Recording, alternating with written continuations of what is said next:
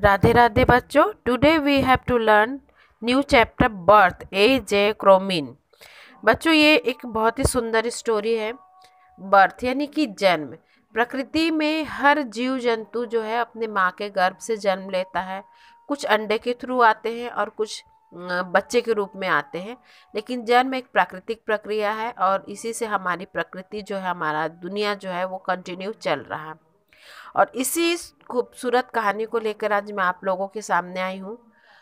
हमारे धरती पे अगर दूसरा भगवान कहते हैं डॉक्टर को। डॉक्टर ने, अगर डॉक्टर ना होते तो शायद हम बड़ी बड़ी बीमारियों से लड़ नहीं पाते और प्रकृति का जो है संतुलन बिगड़ जाता।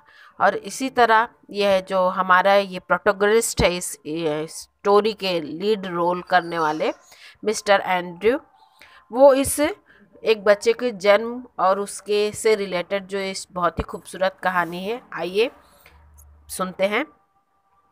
एक्चुअली ये स्टोरी जो है वो कंप्लीट स्टोरी नहीं है, ये एक स्टोरी, एक बिग स्टोरी का एक छोटा पार्ट है। द सिटाडेल इस नाम का एक स्टोरी है। और इसमें जो है डॉक्टर एवेन्यू जो है, सॉरी डॉक्टर एंड्रयू मैसन, जो कि अभी अभी डॉक्टर बनकर आए हैं और न्यू डॉक्टर है, और वो डॉक्टर एडवर्ड पेज के असिस्टेंट के रूप में काम कर रहे हैं। ये शहर है ब्लेननी के, एक छोटा सा शहर है जो कि माइनिंग शहर है। और यहाँ पर उनकी जो एक फियोन्सी है क्रिस्टिन, जिनके साथ उनकी शादी की बातचीत चल रही है। और आज शाम उनके साथ उनकी मीटिंग हुई, लेकिन वो मीटिंग कुछ अच्छा नहीं रहा, जिसके कारण वो बहुत डिस्टर्ब है। और इसी उधेड़-बुन में वो जो है वापस अपने घर की ओर आ रहे हैं। तब वो अपने घर के डोर पे देखते हैं कि मिस्टर मार्गन उनके वेट कर रहे हैं। मिस्टर मार्गन और मिसेस मार्गन, जो कि थोड़े से उम्र वाले हैं और उनकी शादी लगभग 20 साल हो चुकी है। और 20 साल के बाद वो एक मिसेस मार्गन जो एक बच्चे को जन्म देने वाली हैं। लेबर पेन स्टार्ट हो गया है, इसलिए वो रात भी काफ़ी हो गया है, तो वो डॉक्टर एंड्रयू के पास हेल्प के लिए आते हैं। और थोड़े से वो घबराए हुए हैं क्योंकि इतना देर हो चुका है, तो उनके मन में डर है कि कहीं डॉक्टर,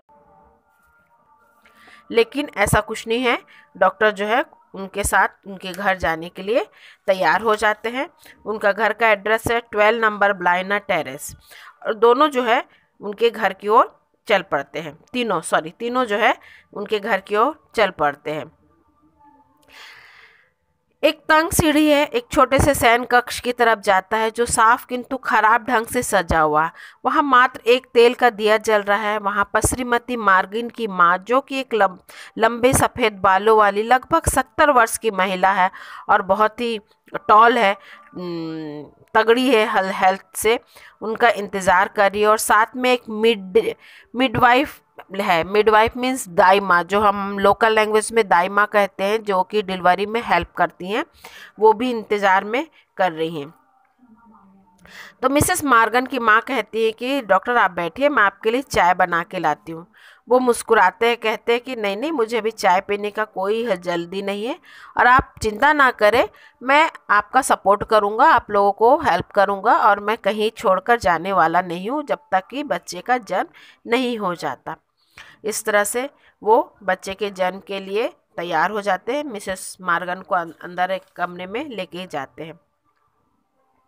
1 घंटे के बाद फिर सीढ़ियों के ऊपर गया उस केस की प्रगति को नोट करने। एक बार फिर नीचे आ गया, रसोई में आग के पास बैठ गया। सामने चूल्हे में लकड़ी के कोयले में पैदा होने वाली हल्की सी आवाज़ और घड़ी की टिक टिक के सिवाय सब कुछ शांत था। नहीं, एक आवाज़ और भी थी। वो बाहर की गली में मार्गन के कदमों की आवाज़, जो चहलकदमी में कर रहे थे। काले वस्त्र की वो वृद्ध महिला जो उसके सामने अटल बैठी थी, उसकी आंखों में अजीब से जीवंत और समझदारी से भरी हुई कुछ जांच पड़ताल सी कर रही, उसके चेहरे से कभी हट नहीं पा रही थी। वो घटना है जो उसने कार्डिफ स्टेशन में देखी थी, अभी भी भयंकर रूप से घेरे हुए थे। वो ब्रामवेल के बारे में सोच रहे थे, जो उस महिला के प्रति मूर्खता भरे तरीके से समर्पित था, जिसने उस घटिया तरीके से छला। उसने एडवर्ड पेज के बारे में विचार के सातिर वॉल्डमैन से जुड़ी और डैनी के बारे में सोच रहा था, जो अपनी पत्नी से अलग होकर दुखी जीवन व्यतीत कर रहा था। उसकी बुद्धि ने उसे बताया कि सभी शादियां सफल नहीं हो रहे हैं। ये ऐसा निष्कर्ष है जिससे वर्तमान स्थिति में भाप गया।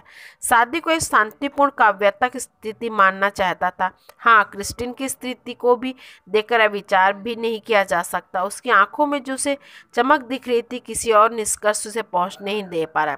यही संघर्ष था। इसी सोच और सरोवर में हृदय के बीच संदेह के कारण उसने शिकायत से भरा विचलित सा करके छोड़ दिया।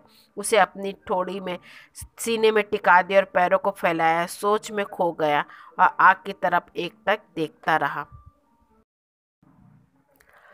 इसी मौके पर ऊपर से नर्स ने आवाज लगाने का स्वर सुनाई दिया। एंड्रू ने दीवार की घड़ी को देखा। अब 3:30 बज रहा है।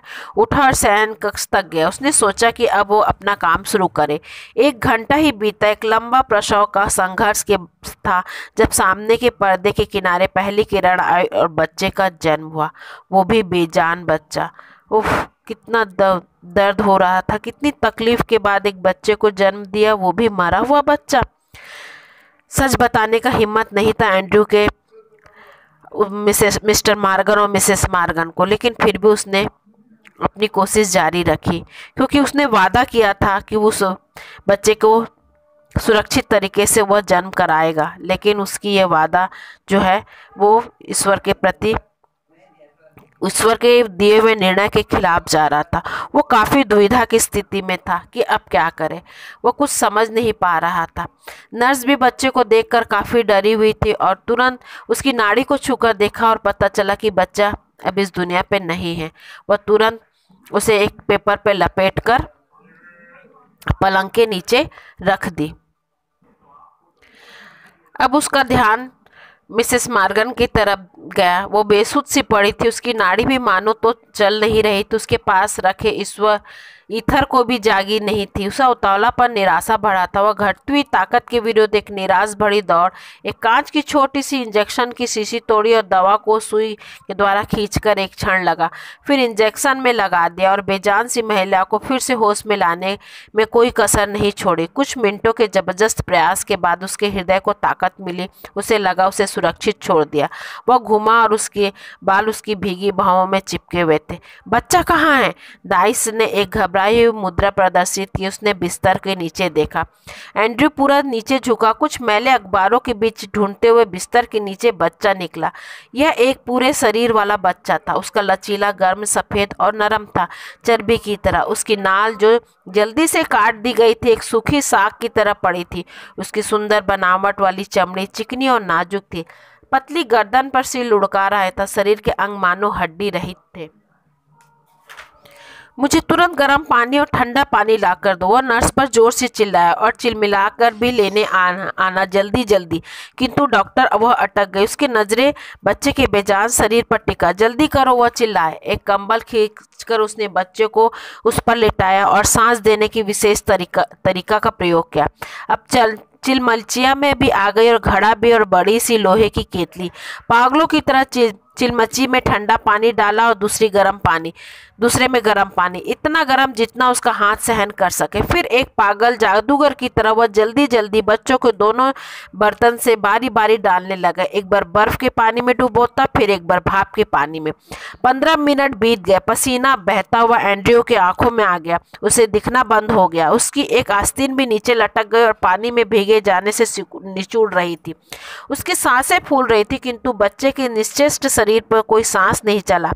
पराजय की निराश भावना से उसे दबा ले। एक हताश भरी स्थिति थी। उसे महसूस किया दाई उसे एकाएक ध्यान देने जा रही थी।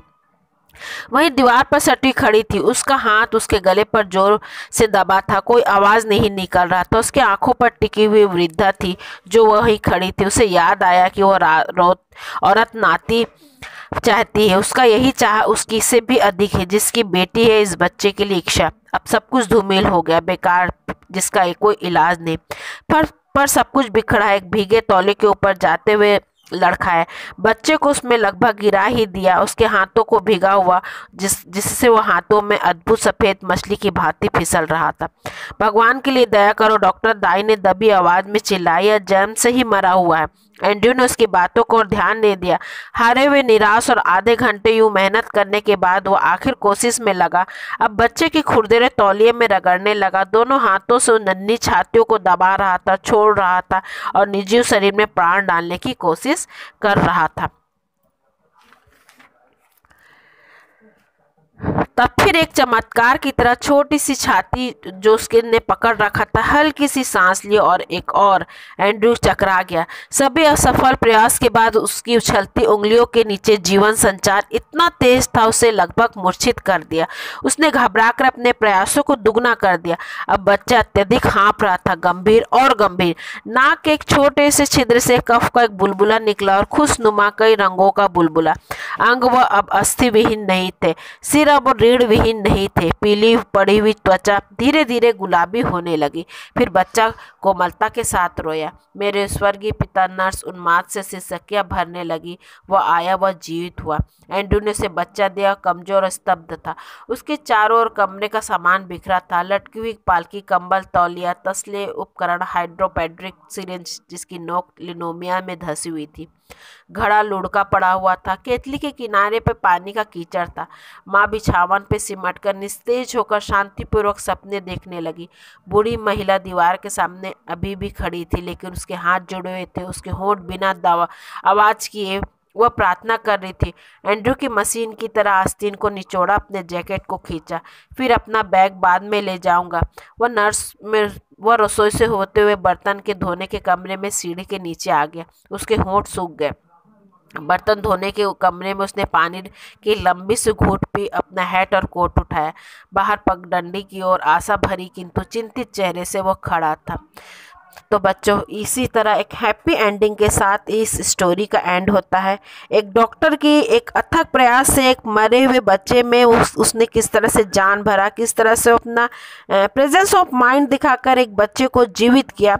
आई होप आप लोगों ने ये ऐसा कुछ फिल्मों में देखा होगा। फिल्म जो 3 इडियट है उसमें हमारे आमिर खान भी ने ऐसा ही एक बच्चे को का जन्म दिलाया था, जहाँ उसने वैक्यूम क्लीनर को यूज़ किया था और बच्चे को उल्टा करके बच्चे में प्राण डाले गए थे। बस कुछ ऐसा ही ये भी सीन था, जहाँ पे डॉक्टर की कोशिश से एक मरे हुए बच्चे में जान आती है और उसकी नानी और उसकी माँ, उसके पिताजी बहुत ही उदार दिल से और उनका धन्यवाद देते हैं।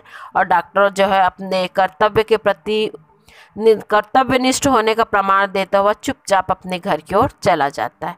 आई होप आप लोगों को स्टोरी अच्छी लगी होगी। थैंक यू बच्चों।